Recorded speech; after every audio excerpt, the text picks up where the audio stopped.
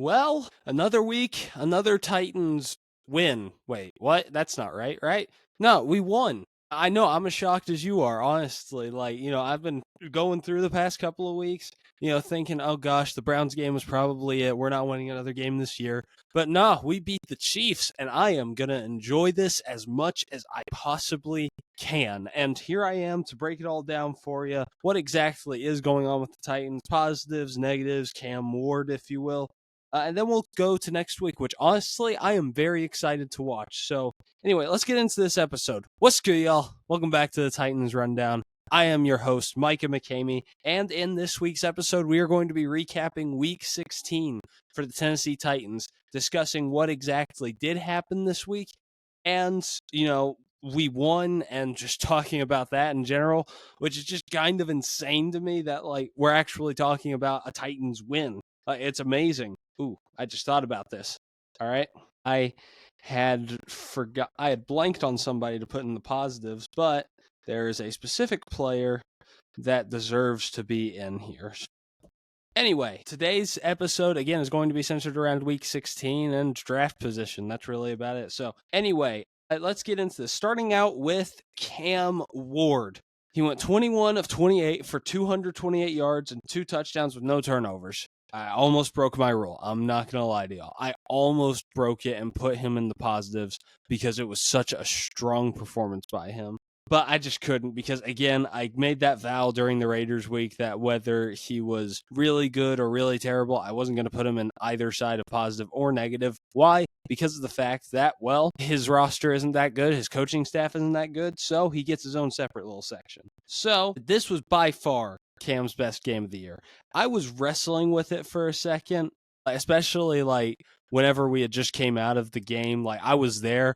Actually, if you were curious, I got to unfold the flag on the field. That was really fun. But anyway, I was wrestling with it. I was just thinking, is this really his best game of the year? Did he really peak the Seahawks game? And to that I say, yes, he did. You know how he made that one really impressive throw against the Seahawks? He made 3 of those deeper, if you will, deeper routes, that is. He made, I'm not saying that it was that ridiculous, 3 different times. I'm talking about, he threw an amazing fade route to Elikeo Manor. He threw a 30-yard dot to Chimere DK. And he also threw a dime again to Elikeo Manor on, a corner route or something like that later on in the game, which then led to Tajay Spears' rushing touchdown. Really, really strong game by Cam Ward. And I'm hoping that he can just continue to keep this momentum going into the next couple of weeks. And there were negatives, no doubt. I feel like that he could have done better. The 2 times that he got sacked, I feel like that, maybe he could have changed protection packages a little bit. That would have been nice. And he had a couple of missed throws. There are some people that are trying to overlook some of the screen passes that he did miss, which, no doubt, he did miss a couple of throws that should have been easy routine. But that's the reality of having a rookie quarterback. It's not a sign of somebody being terrible immediately, right? The thing of a rookie quarterback is that he's going to make a throw like Cam did yesterday, where he was rolling out to the left, threw it sidearmed 30 yards down the field to Chimere DK and then absolute bucket. But then he's also going to miss a screen pass. That's just the reality of having a rookie quarterback. And but still, really good game by Cam Ward. And again, this momentum is exactly what we need going into the end of the season, right? This will carry on into next season with a real coaching staff. That is something that I am looking forward to personally. Again, just really, really happy and excited about this game. And I'm especially excited about next week's game, but we'll get to that. All right, so instead of starting out with the positives, we're going to start out with the negatives because we won this week. And honestly, I could not come up with 3. I only could come up with 2 because this was just a really strong football game overall by everybody. You name it, then it was probably a strong game by them. Even play calling was good. That is insane. But we will get to some of the one gripe that I did have with it. So the first negative is draft positioning. Again, neither of these one of these doesn't even have to do with the game, and that's draft position. Look, yes, even though, hold on. This is a goodbye game to the number 1 overall pick. we are not getting the first overall pick. And I think that that's something that is pretty set in stone at this point.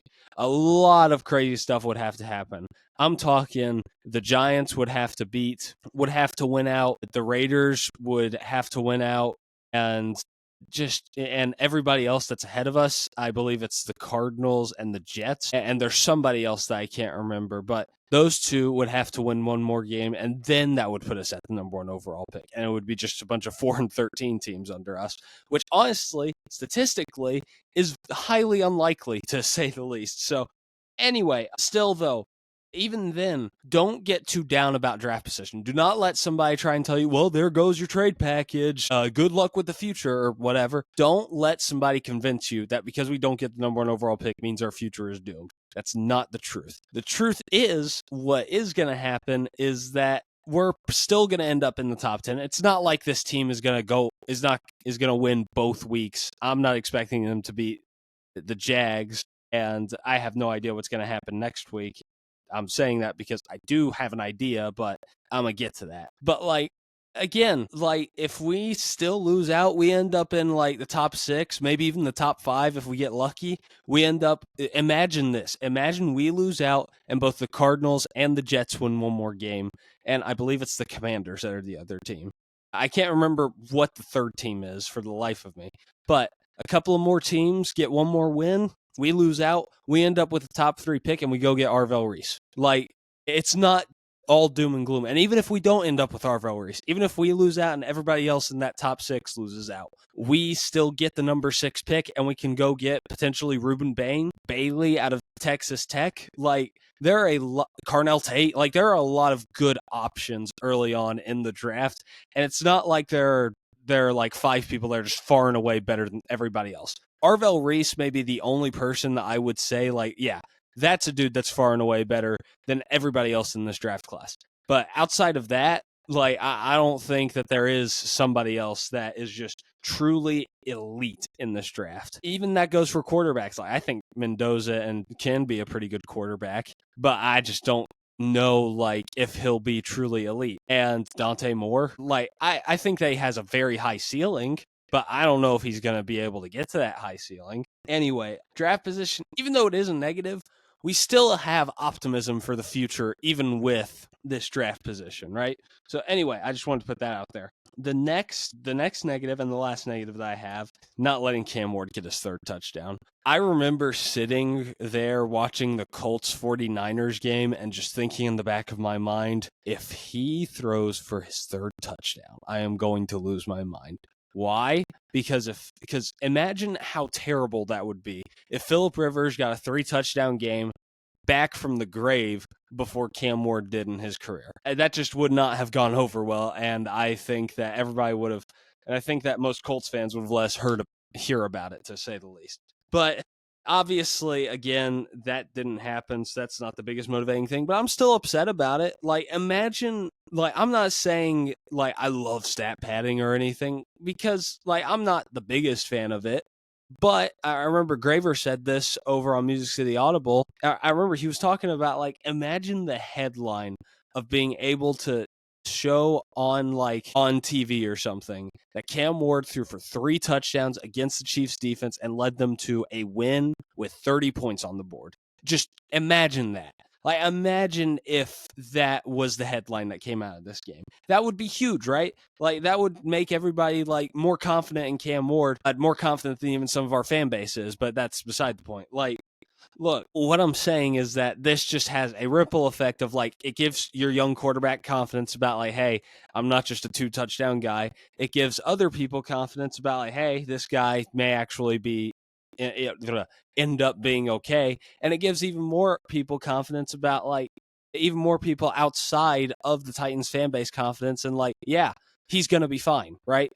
This is something that it doesn't sound like it would be that big of a deal, but if it were to happen, then it probably would have been a bigger deal. Imagine if I said this: Cam Ward was 22 of 29 on the day with 240 passing yards, 3 touchdowns, and no turnovers. Completely different story. Y'all are probably still, looking at that and being and y'all are probably still impressed by 21 to 28, 228 and 2, right? But 240 and 3, now that would have been a big headline, right? So anyway, not saying that it's a big deal, especially because we won the football game, but it's just something that would have been nice, to say the least. Anyway, so now that the negatives are over with, yes, those were the only things I could pick out. I was seriously nitpicking here. We go for the 3 positives. First one, biggest one, the O-line. Oh my gosh. That O-line was moving people on Sunday. Like, look, okay, we gave J.C. Latham a lot of crap throughout the season, thinking about maybe we should change him to right guard and all this stuff. And I remember, like, thinking in the back of my mind, like, maybe he just needs some time. And obviously, I didn't verbalize it, and I was just as hard on J.C. Latham as everybody else was. I'm not going to deny that. But I will say I was wrong on this. J.C. Latham has started to slowly develop into a pretty solid right tackle, and I think that it is worth giving him one more year to see what he's like. And if he fails, then go get a right tackle, either in free agency or in the draft. But if he doesn't, hey, maybe we'll be all right. Left tackle Dan Moore played a pretty all right game. Like, he was not inherently terrible or anything. Like, he was manageable. And that's honestly what we're looking for out of Dan, for him to hold his own just a couple of times. And then Peter Skronsky will come help you out once or twice whenever you're playing against an elite edge, right?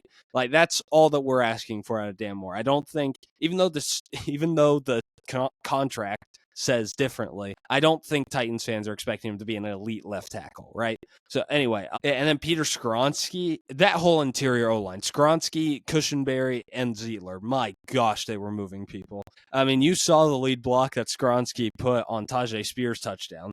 It was just that, but the entire game. Like, all 3 of those guys were just phenomenal during this game. It was just I adored it, honestly. It was amazing, right? So I'm hoping that this momentum that the O-line has built during the second half of the season goes into next season, because I just have this feeling that if they just continue to stay together and keep playing like this, then next year, if we get a couple of weapons, even if it is just like a Romeo Doubs or Wan'Dale Robinson, like, I'm just saying, like, I think the offense could be pretty solid with the right play caller, right? So I'm really happy to see that O-line developing, and I'm really hoping that carries into next season, and that we add at least 1 or 2 more wide receivers. All right. Anyway, the next positive that I had on this was James Williams. This was a dude that I was certifiably right on, and I just want to put that out there right now. Okay, well, at first, I was wrong. Like, I was saying throughout the offseason, like, oh, he's so much worse than Cedric Gray, and, like, we should move him to edge even during his rookie year. And I was saying all this stuff. But in recent weeks, whenever Cody Barton was playing so bad, that weird stretch that he had during the middle of the season, I was trying to say, why not give James Williams a chance? Let him play. I mean, he was starting over Cedric Gray at one point in training camp, and Cedric Gray is one of the better linebackers in the NFL right now. And, well, Cedric Gray got hurt. James Williams went in, and he balled out. Wild, right? Absolutely wild. And honestly, I am hoping that this shows, like, hey, maybe keep James Williams. Maybe let James Williams have a genuine competition with Cody Barton next year. At the very least, just keep him around for enough time to where if Cody Barton does start to get washed, like truly washed, and not just have like 1 or 2 bad weeks in a row, and he's just like really washed, it's obvious that he doesn't belong on the field anymore, keep James Williams around and let him start beside Cedric Gray. And I think that is a phenomenal duo over the next couple of years, especially if James Williams develops a little bit more, right? And I'm really excited to see that. So again, James Williams is a young, solid piece that I am really excited for the Titans to have for the next couple of years. Last thing that I wanted to mention was the interior D-line. I say the interior specifically because even though the edges did a pretty decent job, I mean, Jalen Harrell is starting to look like a seriously solid rotational piece. And again, I don't like giving Rand Carthen credit, but credit where credit's due. I mean, he drafted Jalen Harrell, and he has ended up becoming a decent rotational D-lineman. Jihad Ward continues to be a very solid pass rusher. Arden Key is just an energizer, if you will. And just, again, that's a different conversation. But in the interior D-line, T'Vondre Sweat had an 1 PFF grade, and Big Jeff had an 84.4. This is what I talk about whenever I say, look, our defense is one edge rusher away and one star cornerback away from genuinely being one of the better units in the NFL. I have no doubt about that in my mind. Like, you get us a good pass rusher and just serviceable defensive backs room, man, I'm telling you, like, I don't know how else to put it. Like, that could be a serious problem next year. And even again, just my thing is, just personally, if I was GM right now, I would want to take care of defensive back in free agency almost exclusively, maybe take a flyer on like a 4th round cornerback that you think could be really good. And then you already have your slot corner, Marcus Harris. Then, like, in the draft, you get a wide receiver in the 2nd round. And alongside that, you sign a wide receiver like a Romeo Doubs, somebody that you know is going to be consistent and is going to be there for Cam Ward no matter what. And then you draft that defensive lineman. That's how I would fix the Titans in the offseason, if you were curious. But we'll go into more details about that, like, whenever we get to the offseason, and I'm making an episode about my personal plans for the offseason. So anyway, but still, the interior defensive line, T'Vondre Sweat, Big Jeff, just continuing to play really well. And that D-line is going to be really good next year. I am very confident in it. If we draft a edge in the 1st round, that is. Because it is going to be Bailey, Bain, whoever that is. It's going to be Femi. Hopefully he'll continue to be a decent run stopper, and he'll build on that momentum that he developed in the Raiders game before the injury. And then the interior D-line we know is already solid. So, like, those two being added onto that D-line, I think that it could be monstrous next year. And again, it's another thing that just gives me hope for the future. That is all that we're talking about in this episode, is that the future is bright in Tennessee. And it is the first time that I've been able to say that with 100% confidence this entire season. Yes, I've stood by my guts and said that Cam Ward is going to end up being okay, but I have not believed it more than I do right now. Next week, we have at home the New Orleans Saints. I'm excited for this game. I'm actually really excited to watch this football game. And it's just insane because this was looked at as the toilet bowl, the tank bowl, if you will, of this season. And everybody was expecting this to be a fight for the number 1 overall pick like halfway through the year. But the Titans have built some serious momentum, and the Saints have been on a pretty decent winning streak as of recently, as Tyler Shough has been one of the biggest surprises of the NFL season and one of the biggest surprises to everybody in the NFL. He is exactly what we thought Will Levis was his rookie year.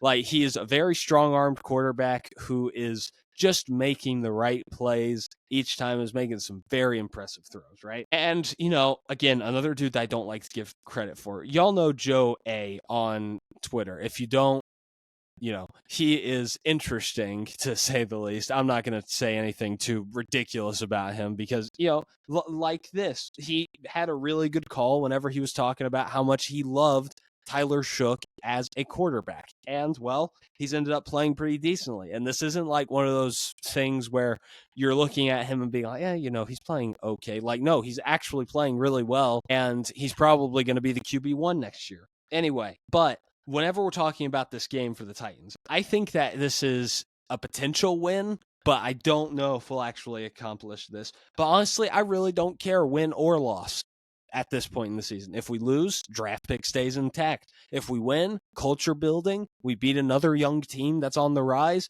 That would be absolutely amazing if we were to just, if we were to beat that team. But again, I'm still okay with a loss, especially a competitive one. And just overall, first off, I think Kellen Moore is 10 times better than Mike McCoy ever has been in his career. And Brandon Staley, as much crap as people give him, is a pretty decent defensive coordinator. Like, he was not a good head coach at all, but he is a decent defensive coordinator. And again, the Saints roster in general is just better. Like, Cam Ward and Shough, again, this is probably going to be a little controversial. I would say that they are even right now. I think that Ward has the higher ceiling, and I think that Shough has the higher floor, but I feel like that they're just kind of meeting in the middle right now, and like both of them are about the same. Especially and I think about this from a perspective of like, if I swapped these two, what would happen? I think similar results would be happening. I think that New Orleans would still be getting hot if they had Cam Ward, and I think that the Titans would continue to evolve if they had Tyler Shough.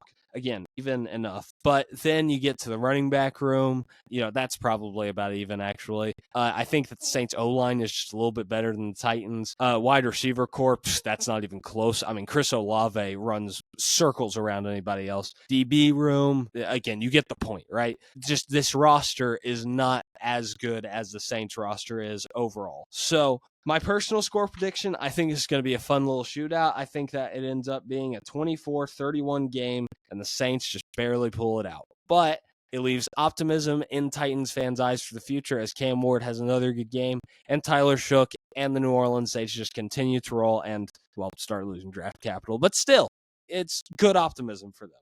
Anyway, that's it for today's episode. I have Instagram, Twitter, under the Titans Rundown if you want to go check those out. I also write articles over head coaching candidates every single week. If you want to go check those out, I'll have them linked in the description. This week, I'm not sure if it's out yet, but I'm doing Matt Nagy, which if you've seen my Twitter account, you know exactly how that's going to go. But again, I really hope that y'all can check that out. And thank you all for watching. And if you enjoyed it, and for my YouTube listeners, if you enjoyed it, like, subscribe, and maybe give it a share. If over podcasting, if you enjoyed it, maybe give it a download. I would really love that. But anyway, that's going to do it all for me. This has been a rundown of your Tennessee Titans. I love y'all, and tighten up.